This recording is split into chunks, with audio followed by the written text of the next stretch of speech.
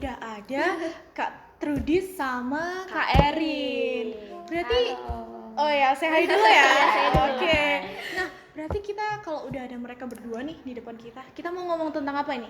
Kakaknya udah tahu belum nih kita mau ngomong tentang apa? Belum tahu sih sebenarnya. Ini nggak di briefing dulu ya nanti ya. Oke. Kita mau ngomong tentang AI. Oke. Pasti udah nggak asing lagi Iya. ya. Udah nggak asing sih. Di telinga tuh pasti udah AI, langsung muncul apa-apa gitu kan. Nggak tahu nih mau jawab apa. Oke, tanpa berlama-lama kali ya. Menurut kakak sendiri nih, apa sih pengertian dari AI sendiri yang kalian ketahui? Mau dari Kak Erin dulu deh kalau gitu jawabnya. Kalau dari aku nih Kak, menurut aku tuh AI itu kayak sebuah mesin pencarian gitu, sebuah mesin pencarian instan yang lebih spesifik gitu. Jadi singkatnya tuh dia beda sama Google. Kalau Google itu kan kalau misalnya kita nyari ini, itu tuh keluarnya banyak ya dan bermacam-macam. Tapi kalau AI, contohnya aja ya ChatGPT, kita nanya, tolong dong pengertian dari pohon beringin apa? Kan langsung muncul pohon beringin adalah pohon yang ini gitu. Penampakannya. Iya, langsung berat gitu ya. Iya. Langsung spesifik. Iya. Jadi menurut aku kayak gitu. Kalau dari aku sih hampir mirip ya sama Erin. Kayak AI itu sebenarnya teknologi yang dimana itu kita bisa nyari informasinya itu lebih gampang dan jawaban yang diberikan itu sedetail mungkin. Jadi kita itu nggak perlu kayak ini apa lagi ya, ini apa lagi. Jadi kayak udah dijelasin sama AI gitu, serba instan dapatnya itu. Kayak Bener gitu. banget. Jadi apa-apa instan kayak mie instan. Iya. Aduh jadi lapar ya. Sabar ya, nanti di belakang kita makan. Oh ya, boleh. Nah tadi udah disampaikan kan pengertian menurut mereka masing-masing. Nah selanjutnya kita mau tanya nih, kira-kira tuh AI apa aja atau jenis apa aja yang udah kalian pakai di keseharian kalian, entah itu di bidang pendidikan atau keseharian mungkin hobi atau apa gitu. Oh ya. Kalau dari aku sih yang pertama ya, udah pasti ChatGPT, AI sejuta umat. Ya, juta umat ya. Yang kedua itu Gemini, ingat Gemini itu bisa salah guys. Ingat tuh. Yang aku kalau misalnya udah mepet nih, terus mau bikin presentasi, terus presentasinya itu belum jadi, PPT-nya itu belum jadi, aku pakai Gamma. Kalau Gamma enggak bisa ya? Iya. bisa sama Canva. Oke. Dan yang terakhir itu Copilot. Nah, gitu. Kalau dari Kak Erin sendiri. Kalau dari aku sendiri nih, kalau dari aku tuh ya hampir sama sih. Oh iya. Pakai ChatGPT. iya. Iya, Sejuta umat gitu. Terus ada lagi nih yang aku kenal aplikasi yang namanya Cici. Nah, dia itu bisa memberikan informasi cepat gitu juga. Hampir sama kayak ChatGPT. Cuma dia dalam bentuk aplikasi tuh. Oh. Terus kalau untuk ngedit video gitu aku pakai CapCut. Iya, benar banget ya. Udah ada AI-nya. Ada Iya, AI-nya iya. tuh, jadi kan suara kita tuh bisa diubah-ubah, terus bentuk-bentukannya bisa diubah. Bentuk wajah juga bisa diubah ya? Bisa. Kalau bentuk wajah bisa Kak, kayaknya bisa deh Kak. Aku lihat tuh. Wih, udah keren sekarang. Keren lah. Ya mau tambah cantik kita Iya. bisa. Iya bisa. Tambah putih glowing lah, bersih itu bisa Kak semuanya. Habis ini diedit gitu ya. Nah, kita jadi Anya Geraldine semua. Bisa. Terus untuk aku pernah ngedit penghapusan latar. Jadi kayak aku mau fotonya itu ya aku aja gitu. Iya.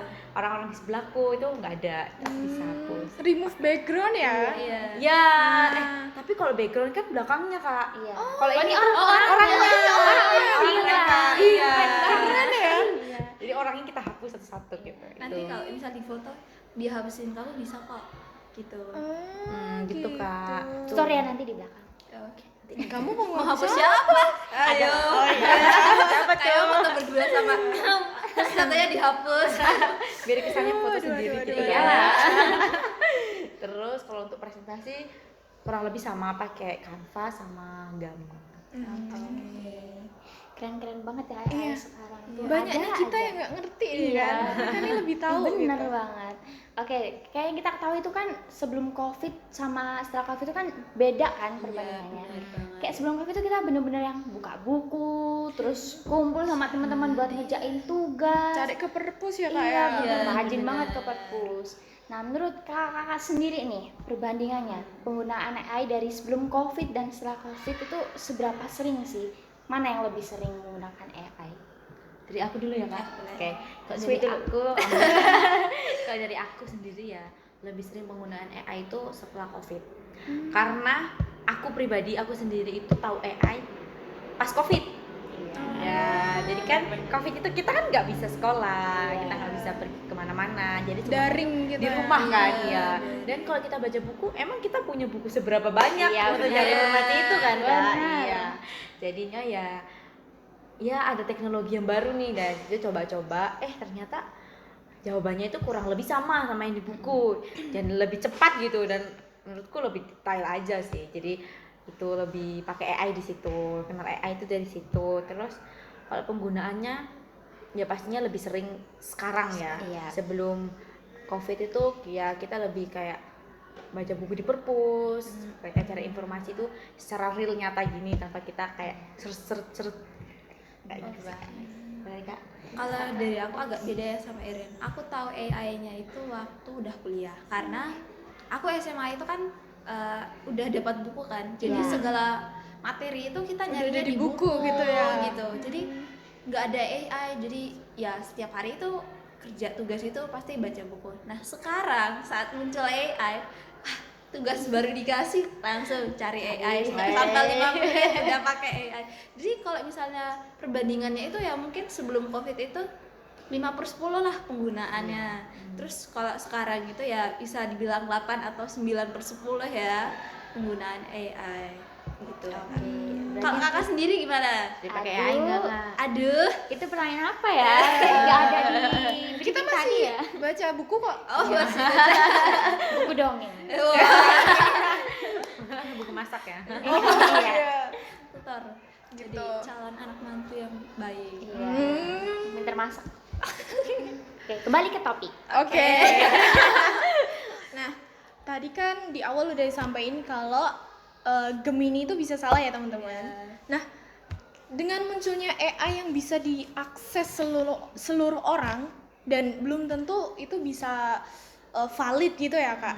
Gimana sih menurut Kakak tuh kehidupan Kakak nih selama ada AI, penggunaan AI yang belum tentu valid itu bisa terbantu gitu? Apakah bisa terbantu atau malah membebani gitu? Kalau ini dari aku pribadi ya, menurut aku itu tergantung pribadinya mau penggunaan AI itu. Bisa aja ada dampak positifnya sama ada dampak negatifnya. Kalau dari aku dampak positifnya misalnya ini tugasnya udah deadline nih.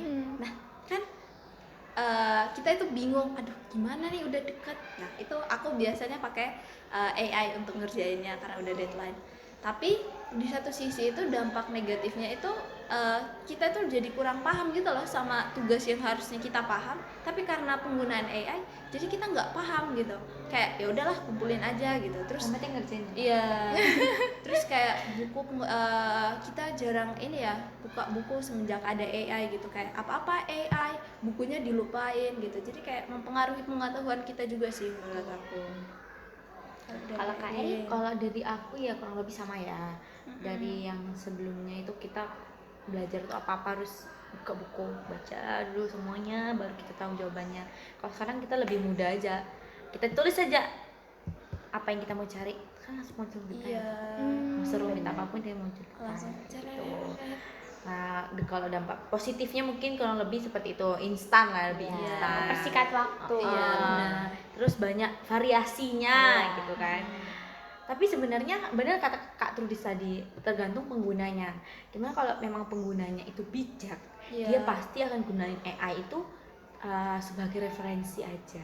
Jadi misalnya nih dia dapat dari sini, oh ini tuh begini, tapi dia juga cari sumber lain, oh kayak gini, dari sumber lain lagi, oh kayak gini. Nah itu kan bisa dikolaborasi ya Kak, jadi satu jawaban yang terpadu. Jadinya kan nggak cuma mentah-mentah dari AI-nya Iya, aja iya. gitu loh. Jadi kan masih bisa, oh ini kayak gini, oh ini kayak gini, kok digabungin jadinya tuh kayak gini gitu kan, lebih apa ya, valid lagi gitu Kak. Kalau positifnya ya Kak, kalau negatifnya itu buat kita malas sih. Iya, benar. Bener Jadi kayak banget.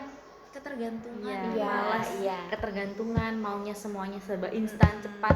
Misalnya ada deadline nih besok, Allah Masih besok. Masih besok. Nanti aja. Bisa kerjain aja. pakai masih masih ada AI, selama masih ada kuota aman kayak gitu kan. Jadi kita kayak ngedistract diri kita sendiri untuk make itu. Sebenarnya kan nggak boleh gitu ya Kak. Kita juga harus tetap ngembangin kemampuan kita. Apalagi kita kan masih mahasiswa kayak gitu Kak. Iya, oke. Oke, karena kan tadi udah tahu dampak-dampaknya nih ya Kak, dampak positif sama negatifnya. Nah, menurut Kakak sendiri kan kita kan ini kan sebagai Gen Z ya. Gimana sih AI itu mempengaruhi pola pikir kita? Kayak yang mungkin dari yang kita rajin banget terus kayak yang dibilang Kak Erin jadi males gitu, atau ada hal lain yang mempengaruhi pola pikir kita? Oke, kayak tadi aku bilang ya Kak, itu kan mempengaruhi pola pikir kita ya.